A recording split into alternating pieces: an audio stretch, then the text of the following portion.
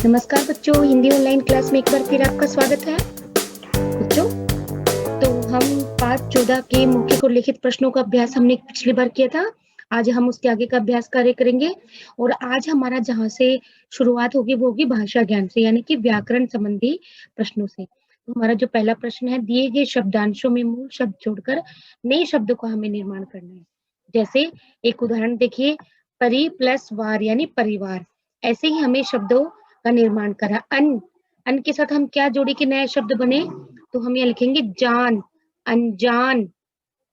ठीक है बच्चों, अनजान, अनभिज्ञ।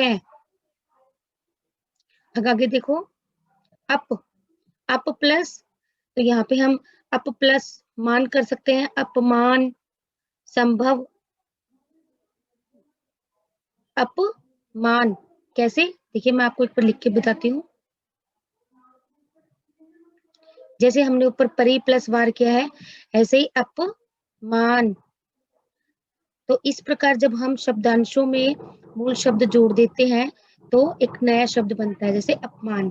ठीक है, ऐसे ही ये देखो, अभी प्लस अभी में हम क्या जोड़े कि नया शब्द बन जाए, तो जैसे मान, अभिमान। ठीक है, अगला देखो, ए में क्या शब्द जोड़े कि नया शब्द बने, तो जैसे संभव, असंभव। और आखिरी जो हमारा है अति, अति में हम क्या जोड़े, कर्मण, अतिक्रमण। अति प्लस अधिक, अत्यधिक। ठीक है, तो इस प्रकार हम नए शब्दों का निर्माण कर सकते हैं। उसके बाद देखिए, प्रश्न संख्या 2 में हमारी भाषा में कुछ ऐसे शब्द प्रयोग किए जाते हैं जिनका अर्थ निकाला जाए तो उसे अनेक शब्दों में लिखा जाएगा। तो उसे अनेक शब्दों के लिए एक शब्द कहते हैं, जैसे आमरण यानी जो कभी ना मरे,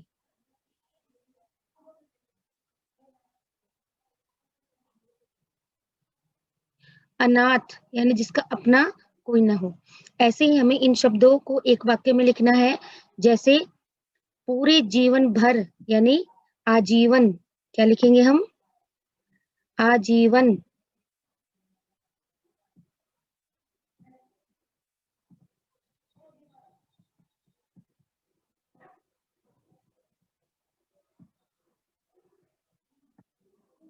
मैं कोशिश कर रही हूँ आपको लिख के दिखाने की।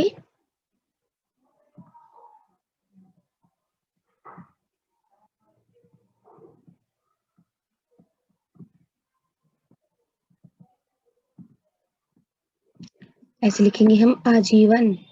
ठीक है, ऐसे ही हमारा जो अगला है, जो भगवान को न मानता हो, नास्तिक।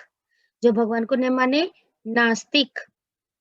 ठीक है, यहाँ पे हम नास्तिक लिखेंगे। जो दिखाई न देता हो, अदृश्य। ठीक है, क्या कहेंगे उसे, अदृश्य। जिसके समान दूसरा न हो, जिसके समान दूसरा न हो, अद्वितीय, अद्वितीय। जिसके माता पिता न हो, यानी अनाथ। जिसके माता पिता न हो, अनाथ। और आखिरी जो मांस खाता हो, मांसाहारी। ठीक है, तो बच्चों ये हमारा अनेक शब्दों के लिए एक शब्द हमने लिखा। अगला हमारा आता है, दिए गए वाक्यों में उचित विराम चिन्ह लगाइए। तो यहाँ पे हमें विराम चिन्हों का प्रयोग करना है, जैसे ओह, रजनी, विनय और रवि नहीं आए। तो ओह, क्योंकि ये विस्मयादि बोधक है, तो हम यहाँ पे विस्मयादि बोधक का साइन यहाँ पे हम प्रयोग करेंगे और लास्ट में पूर्ण विराम। ठीक है, अच्छा ख पाठ, आपने स्कूल कब छोड़ा। तो यहाँ पे प्रश्न पूछा गया है इस वाक्य में, तो ये प्रश्नवाचक है, तो हम लास्ट में प्रश्न सूचक चिन्ह लगाएंगे। ग पाठ, क्या आप कोलकाता जाना चाहते हैं, ये भी प्रश्नवाचक वाक्य है, प्रश्न पूछा गया है, तो यहाँ पे भी हम प्रश्न चिन्ह का प्रयोग करेंगे। ठीक है बच्चों, उसके बाद अगला देखो, 2 अक्टूबर 1869 ईस्वी को गुजरात के पोरबंदर नामक स्थान पर गांधी जी का जन्म हुआ। तो पूरा वाक्य है, पूरा होने पर हम पूर्ण विराम का प्रयोग करेंगे। ठीक है, उसके बाद अगला वाक्य देखो, अरे आप अभी तक क्या कर रहे हैं। तो ये भी विस्मयादिबोधक वाक्य है, तो हम अरे के बाद विस्मयादि बोधक चिन्ह लगाएंगे और लास्ट में पूर्ण विराम का प्रयोग करेंगे। और अगला देखिए, काव्या, आदित्य, पवित्र और प्रभा आएंगे। तो यहाँ पे नाम है, नाम के बीच में हमेशा हम अल्प विराम का प्रयोग करते हैं, यानी कि कोमा, इंग्लिश में कोमा बोलते हैं, और लास्ट में पूर्ण विराम।